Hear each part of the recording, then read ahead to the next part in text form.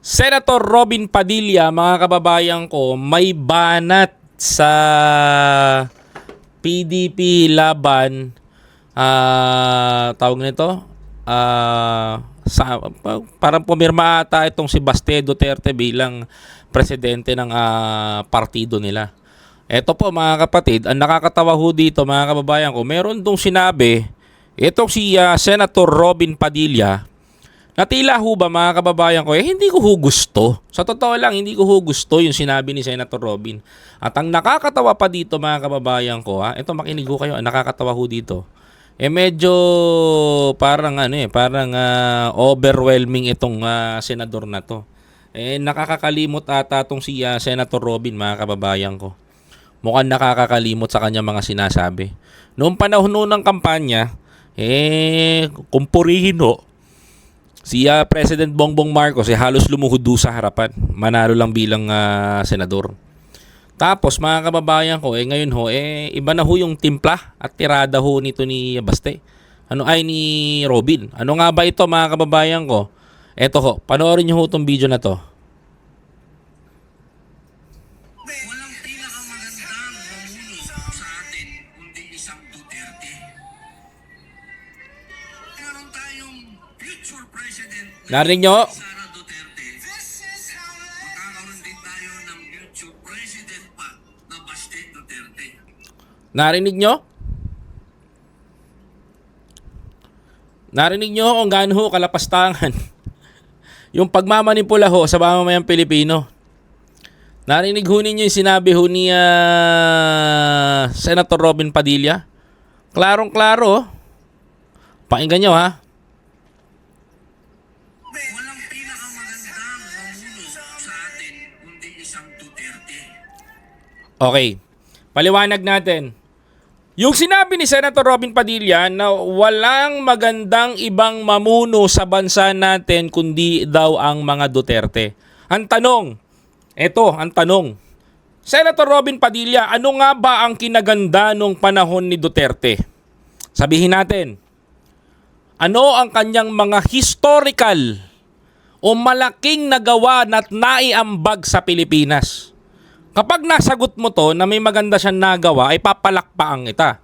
Pero, tila ba mas marami ang tila hindi mo maipaliwanag sa harapan ng mga taga-suporta nyo?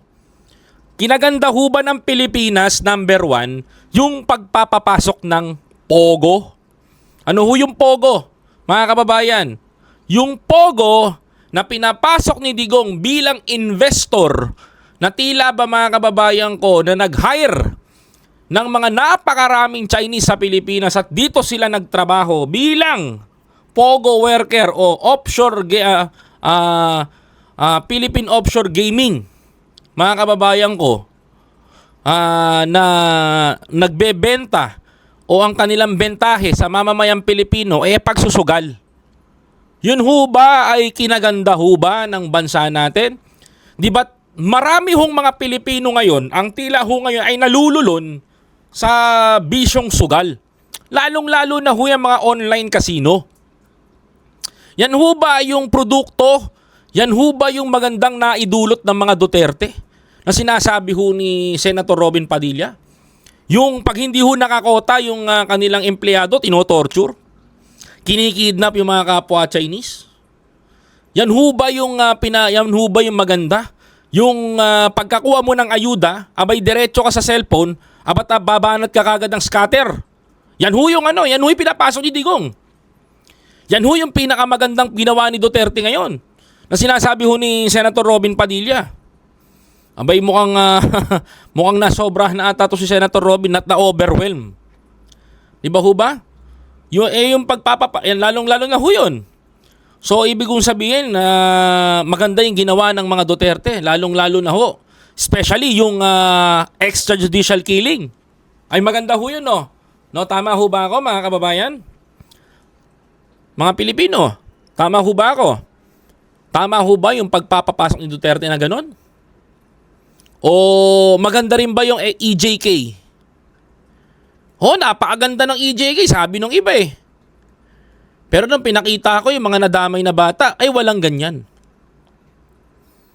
Pwede ba yun? Napakaganda, no? Napakaganda pala para kay Senator Robin Padilla yung may mga Pilipinong namamatay. Okay pala kay Senator Robin yun. Goods kay Senator Robin yung may mga tao na namamatay nang walan ng pinangkukota ng pulis. Goods yun. Di ba? Yun ang goods kay Senator Robin Padilla. So goods din yung pagnanakaw sa Parmali ng bilyon-bilyong pisong pondo. Di ba? So goods din pala, maganda rin pala mga kababayan ko yung ginagawa ni Digong, no? Abay, napakaganda, no? Sobrang ganda, no? Biruin mo, pang makatao talaga. Biruin mo, lalabas ka lang ng bahay, papapatay ka na. Napakaganda noon. Para sa mga kababayan natin dito naniniwala sa kanila. Tanungin ko kayo, ilan ba nasawi sa lugar ninyo nung panahon ng war on drugs? Lahat ba yon gumagamit? Tanungin ko kayo dyan. Sagutin nyo ho ako. Lahat ba yung gumagamit? Yun ho ang pinakamagandang tanong dito. Kasi kung lahat ho na nadama ay gumagamit, ba't kung meron mga kabataan o minor de edad, 4 na taon, 3 taon, na nadadamay sa madugong war on drugs ni Duterte? Diba? Kagaya ng ganito. Napakaganda sa panahon ni Duterte, mga kababayan ko. Yung nahuli na 1 tonelada na methamphetamine sa warehouse mismo ng kanyang gabinete. Oh, na kung sino pa yung mga nakahuli, sila pa yung binaliktad nung panahon ni Digong. Aba, napakatindi naman pala niyan kung ganon, mga kababayan. Aba, si Senator Robin talaga, napakagaling magsalita nito. Biruin mo, kung papansinin mo at kung iisipin mo, aba, pinupuri si Digong.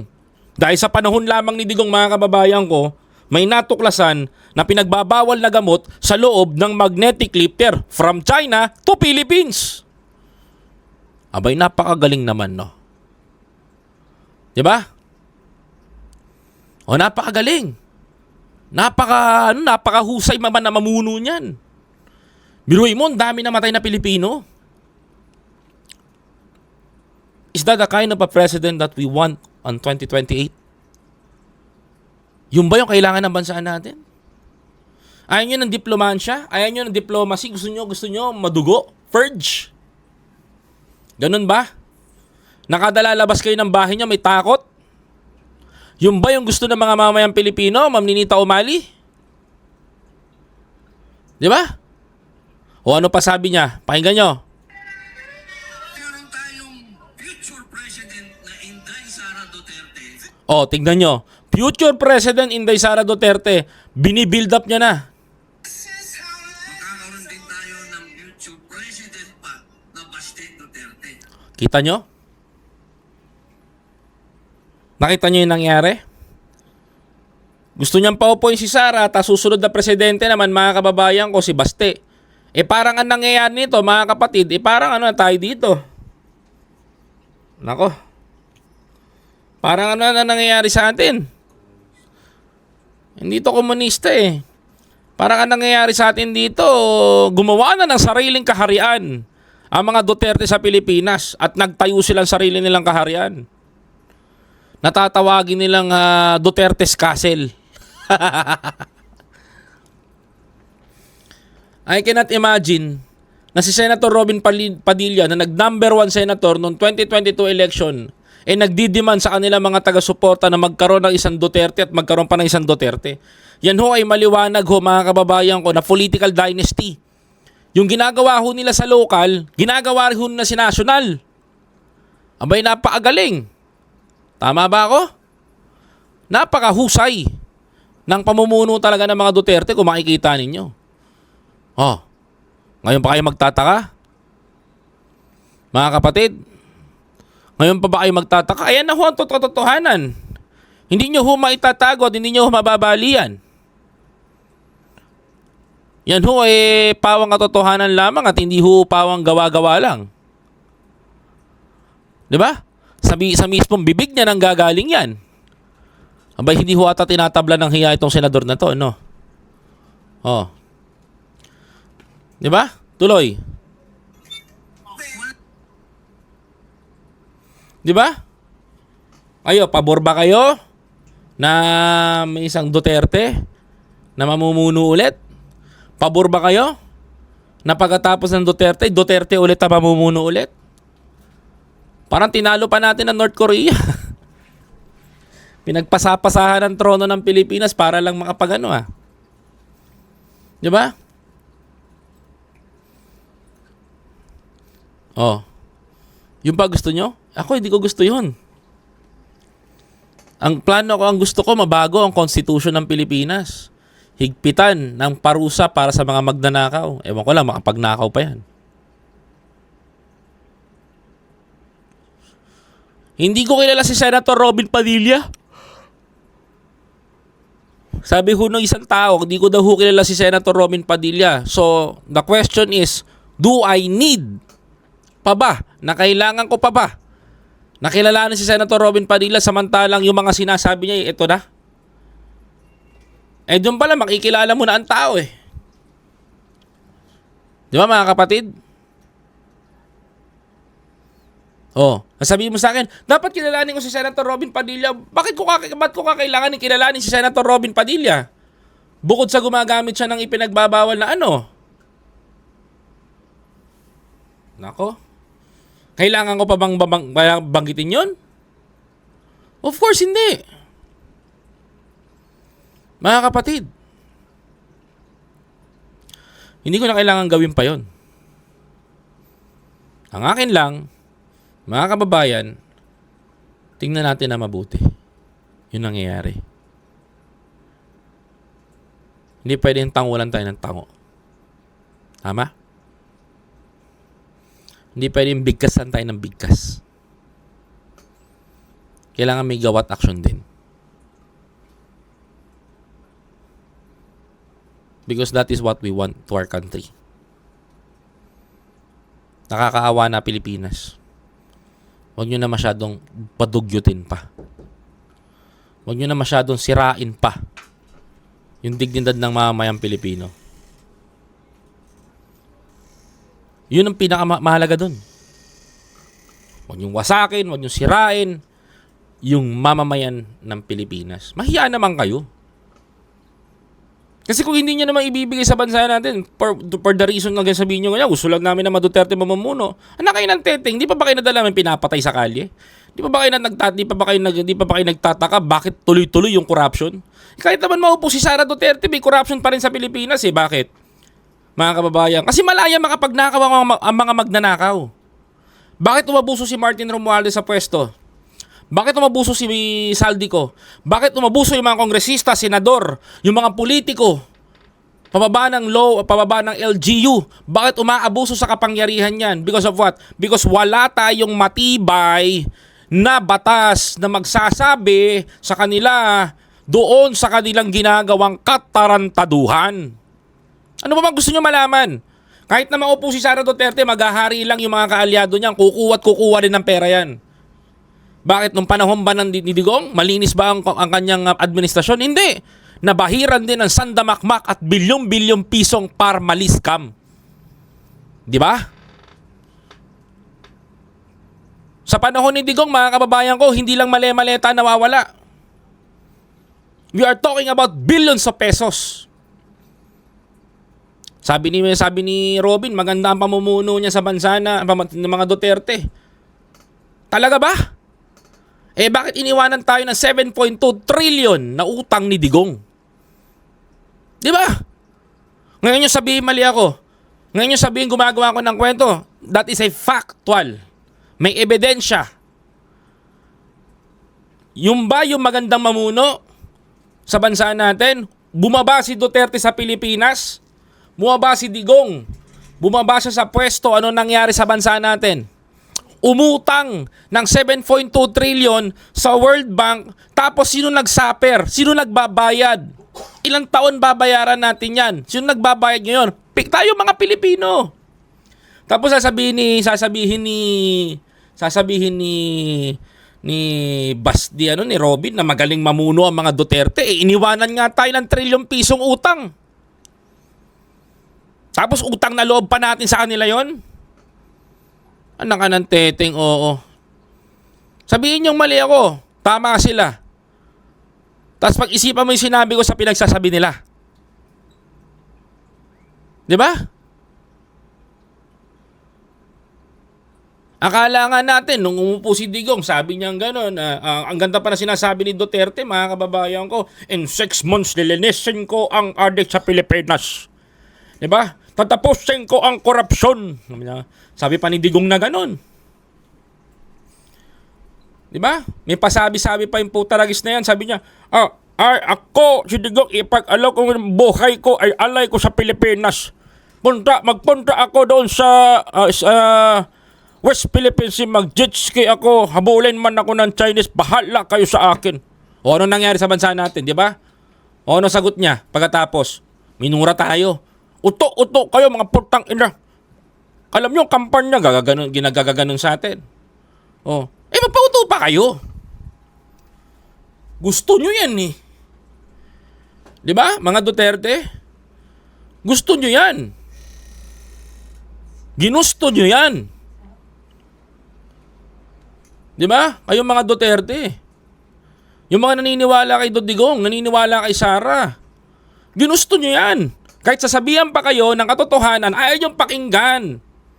Kasi bakit? Sarado utak nyo. Si Sara Duterte ang magbabago sa Pilipinas. Pag naupo si Sara Duterte, wala nagbago sa Pilipinas. Ang mangyayari? Magrarally kayo sa daan? Magagalit kayo? Magwawala kayo? Mag-i-ed sa people power kayo? Sige nga. Yun yung gagawin nyo. Pag hindi na ibigay ng mga Duterte, yung hinahanap nyo.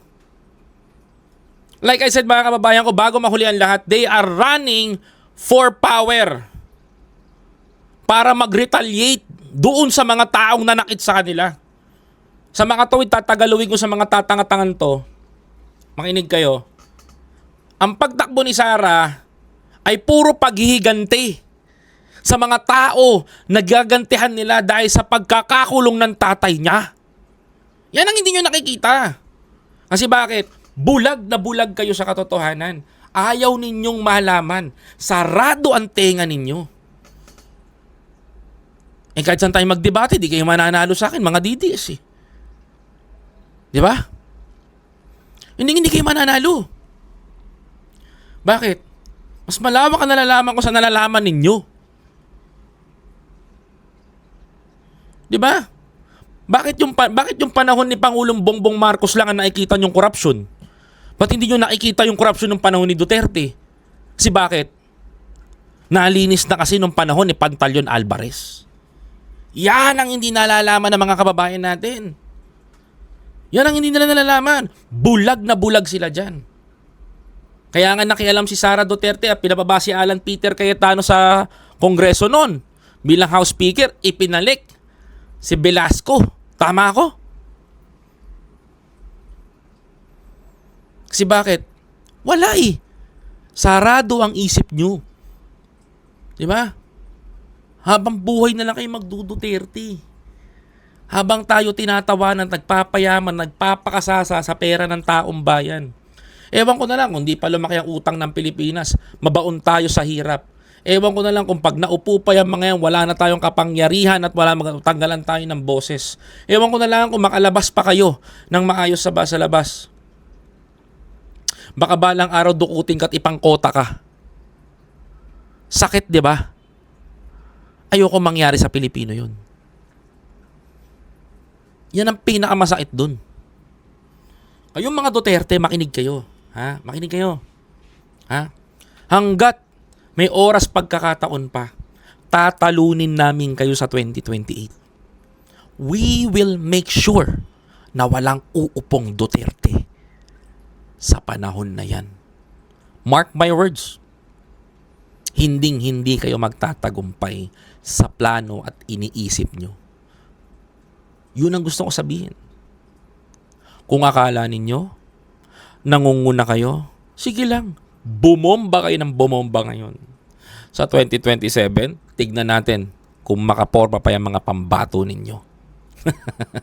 Please don't forget to follow, like, comment, share, and subscribe.